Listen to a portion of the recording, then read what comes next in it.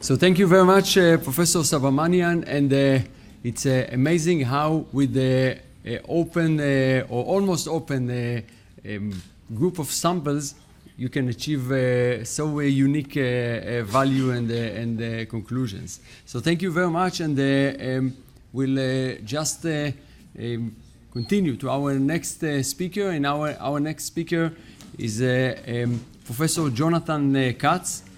Jonathan Katz is a professor of computer science at the University of Maryland, where he is also director of the Maryland Cybersecurity Center. His research interests lie broadly in the fields of cryptography, privacy, and the science of cybersecurity, and he is a co-author of the widely used textbook Introduction to Modern Cryptography. Professor Katz also involved in DARPA and IEEE, but this will be enough to invite you for the stage and to be excited for your talk. Please. Okay. Okay, so it's a great pleasure to be here, actually. It's always wonderful to visit Israel. It's great to be at Cyber Week. It's my first time here, although I've heard about the conference for a while, and I was always looking forward to attend. I'm a cryptographer, as Aniv said, but this is not going to be a technical talk. Rather, what I want to do is just talk about a particular class of cryptographic protocols that my group and I have been working on for the past few years. And the goal of the talk, as I said, is not to be technical, not to go into any low-level details at all, but only to give you an idea of what this technology can do, and then give some recent results about the improvements in efficiency and scalability that we've been able to achieve over the past 3 to 5 years. So I'm going to be talking about techniques for secure distributed computation, and let me motivate it actually with a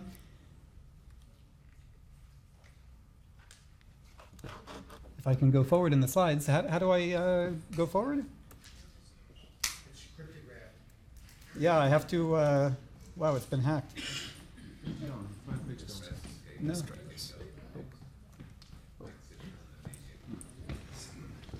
Let's escape.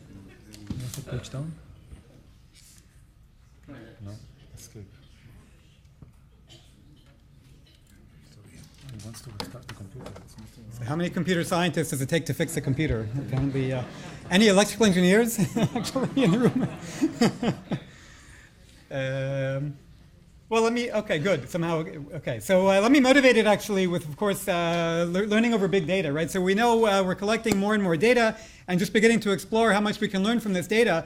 But I think in any case, there's a fundamental tension that I think is rather obvious, but yet a lot of time gets missed when people are focusing on the learning itself, which is that there's a fundamental tension involved between, on the one hand, maintaining privacy of data collected from multiple sources, right? So in this picture, what I've indicated here is, say we have 2 data collections, perhaps recorded on different servers, recorded under different agreements, recorded, say, from users even, who maybe have different expectations of privacy or different trust relationships with these different entities.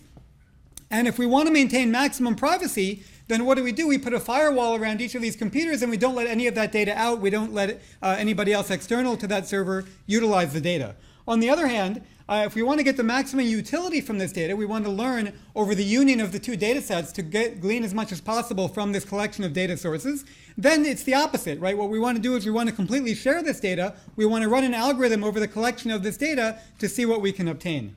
And in general, resolving this tension would be a lot easier, right? If there was somebody that we could trust, some central authority, trusted third party, that we could all agree upon and trust to hold our data. Because in that particular case, the solution would be easy, right? What we would do is we would take this collection of data sources, as many as we like. Everybody could then send their data to the central authority. The central authority could then run whatever algorithm they like over the collection of data, so say run their favorite machine learning algorithm over the data, compute the desired result, send the result back to each of the individual parties, and then securely delete the data. Okay, that would give us both the utility that we would hope to get from learning over this collection of data, while at the same time guaranteeing privacy of the individual data sources because we all trust in the central authority doing the work for us.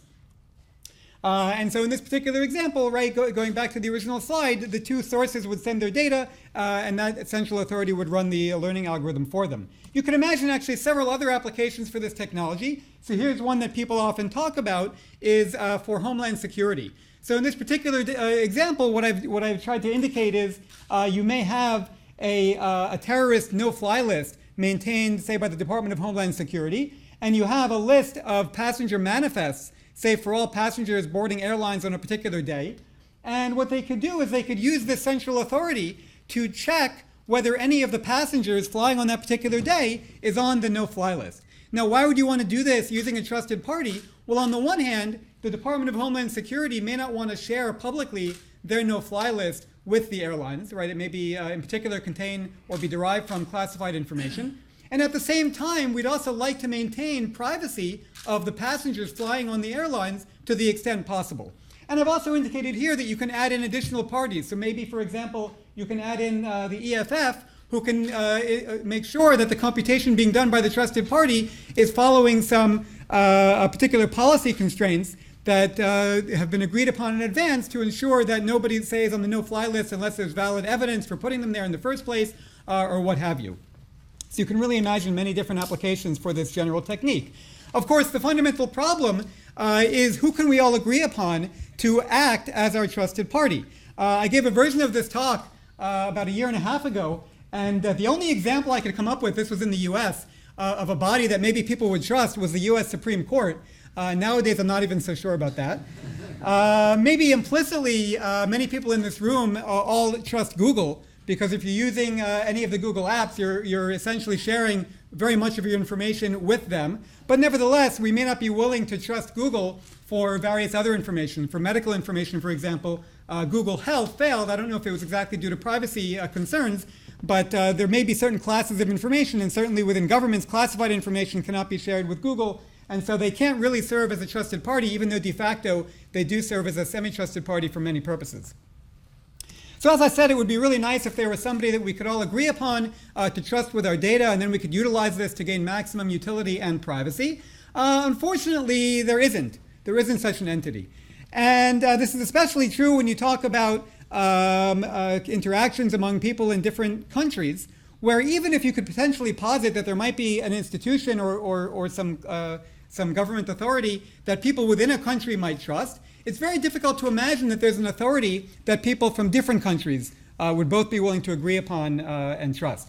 And I argue also that it's unlikely that there ever will be trusted parties that can serve in this role for general computations. There are a variety of reasons for this. I mean, one of which, in particular, interesting to think about, is that it's not really an economically viable business model. So it doesn't really make sense to imagine a company serving as a trusted party on behalf of individuals, because I think that, first of all, the amount that people might be willing to pay for the service is relatively limited. On the other hand, the cost to the company of having to ensure security of the data that they're obtaining is very high, and the liability is very high as well. So it doesn't seem to be a profitable business model. It also would introduce inherently a central point of attack that would be particularly inviting for an adversary to try to get the data from that central point authority. Even if you could trust them to try to do their best to maintain security of the data, it still would be very difficult perhaps for them to be resistant to a targeted attack. So again, it would be nice if there was someone we could trust with all our data, but in fact it would be even better if we could avoid the need for trust in the first place. Right? Because then what we could do is we could simply replace this model where we have a trusted party that all the other entities send their data to with a distributed protocol that the parties themselves could run that would end up having the same effect as having a trusted party available to them. And in fact, this is exactly what a class of protocols called secure computation protocols guarantee. Namely, a distributed protocol run by several parties is a secure computation protocol, is defined to be a secure computation protocol, if an execution of this protocol exactly provides an emulation of what you would obtain if you indeed had the central trusted party that everyone could rely on. And so in particular, a secure computation protocol ensures all the properties that you would expect or that you would want to hold from such a distributed computation. In particular, it ensures that the privacy of each party's data is maintained. up to revealing, of course, of the final result of the computation. But it ensures things beyond that as well. So it's not only ensuring confidentiality, it's ensuring many other things as well. So it's also ensuring integrity, right? It's ensuring that the correct result is being computed over the data and no party can manipulate the outcome. It also can ensure availability, meaning that no party can, say, abort the computation early and prevent other entities from receiving the output of the computation. So in this sense, it protects you also against a certain class of denial of service attacks. It can also guarantee properties that you wouldn't necessarily even think about in advance. So let me just give one example. Secure computation protocols also guarantee what's called input independence, which means that no party can sort of manipulate their data to depend upon other parties' inputs. So basically, just like in the model with a central trusted party, where we have all the entities sending their data independently to that party, and party A can't make their input depend on party B's input, so too, in this distributed computation, no party can make their input depend in some funny way on another party's input. And this is a desirable property as well in these sort of protocols. Now, there are a couple of caveats. I mean, maybe caveats is not quite the right word, but there are some things just to be aware of when you're using these protocols. The first is what assumption is being made about the behavior of corrupted parties, right? One of the things we're concerned about here is that you have a collection of parties running this distributed protocol, but it may be that some of those entities are either corrupt themselves or may be corrupted during the course of the computation by an external attacker. And you running the protocol would like to be protected against the behavior of the other entities running the protocol. And there are two kind of flavors of assumptions I'll talk about on the next slide about what kind of behavior these protocols can tolerate. The other question is what your assumption is regarding the total number of corrupted parties. Right, so here if you have, let's say, a protocol being run among 20 parties, say, you might have a protocol which is secure under the assumption that at most 2 of the parties are corrupted and the other 18 are honest. Or maybe if you're extremely pessimistic, or maybe realistic, depending on your point of view, you may even want to take a worst case assumption and assume that all the other 19 parties are corrupted and you're the only one who's not been hacked, and you want to protect yourself against malicious behavior against the other parties. And so different protocols, there are different trade-offs between the efficiency of the protocol and the number of corruptions that can be tolerated. I'll just mention briefly, and I'll go through this a little bit quickly, two different threat models, two main threat models that have been considered. One is the so-called semi-honest model, where the assumption is that the other people running the protocol are indeed following the protocol as described, meaning that they're running the software that they're supposed to be running. But the concern is whether they're learning anything from the protocol execution based on the messages that are being exchanged. And so these protocols, I think, or this assumption rather, is realistic in settings where you actually have what I would consider trusted parties running the protocol. For example, if you had different government agencies all running the protocol together, then it may be reasonable to assume that they're actually all quote-unquote trusted, but there may be legal or policy constraints on what data can be shared between those different entities, and so you may want to run a secure computation protocol anyway. There are also scenarios where you can use other techniques like software attestation or auditing after the fact to ensure that people are actually running the correct software, and so the main concern is whether you're leaking information through the execution of the protocol itself.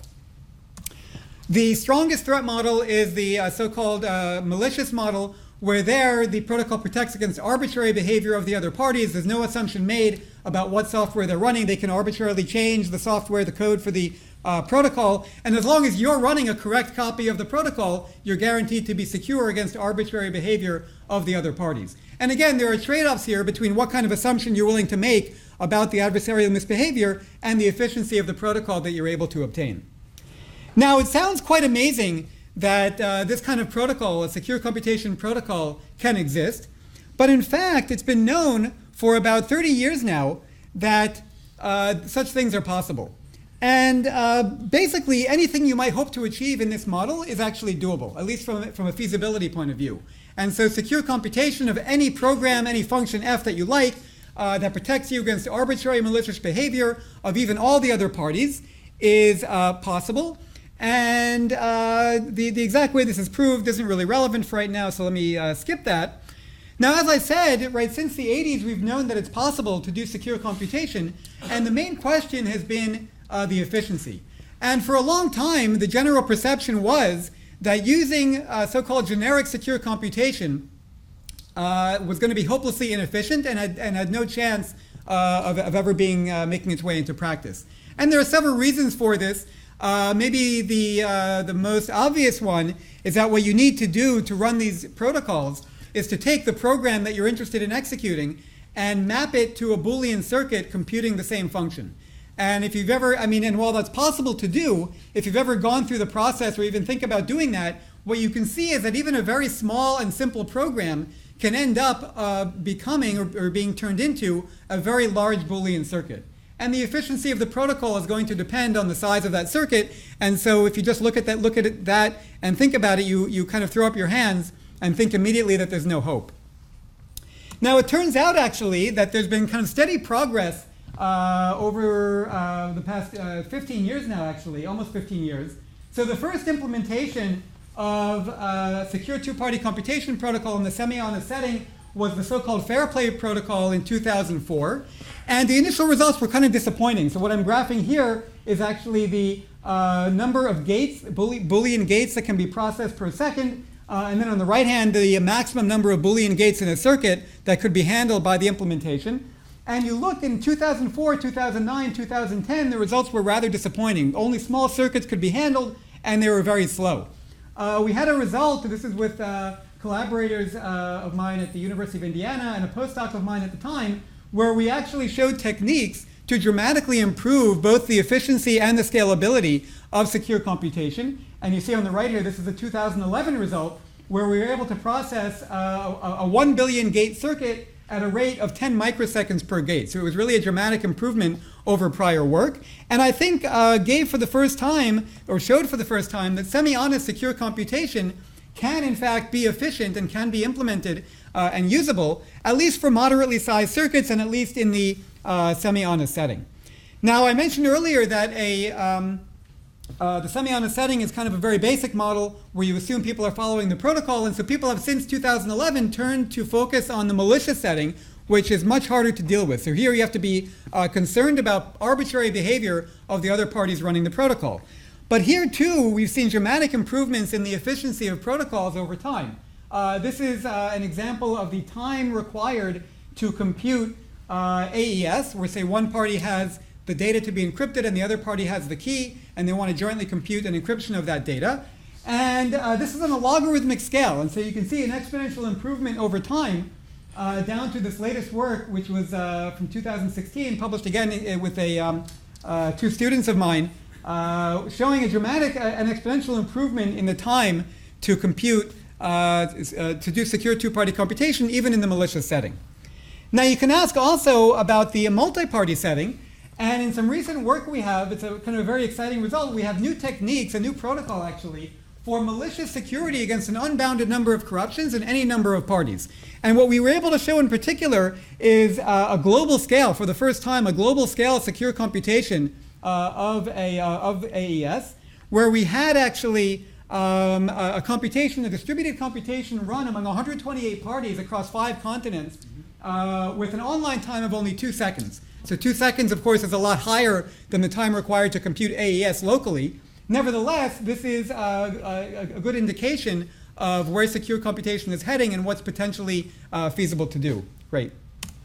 So let me just conclude by saying that this is not only of academic interest. There are now several companies who are trying to commercialize and or use this technology. I didn't put it on this slide, but I should have, that Google is also using two-party computation techniques in some of what they're doing. But these are particular companies that are whose product is exclusively focused, or not exclusively, but at least they have a product exactly doing secure computation. ShareMind in particular is an Estonian company. Dyadic has one of the founders in Israel. Caltopia, also a European company. And people are starting to look at how they can commercialize and use this technology in the real world. And the US government is also very interested in this. There have been a couple of DARPA and IARPA programs focused on applications of secure computation for operating over classified data. So just to conclude, there really have been several tremendous advances in this field over the past few years, really bringing the technology of secure computation much closer to reality. There's also, it's very nice for me to see that there's been recent interest in industry in actually getting this stuff, getting these technologies out into the real world. And I hope and expect that we'll see greater deployment in the near future. So for those who are interested, you can actually download the code for our secure computation protocols. This allows you actually to express the program that you want to securely compute in Java. You don't need to know anything about the underlying cryptography. And you can then generate a secure protocol for computing your program of interest. And if you're interested in the technical details of how everything works and the proofs of security, you can get the papers at my homepage as well. So thank you very much for your attention.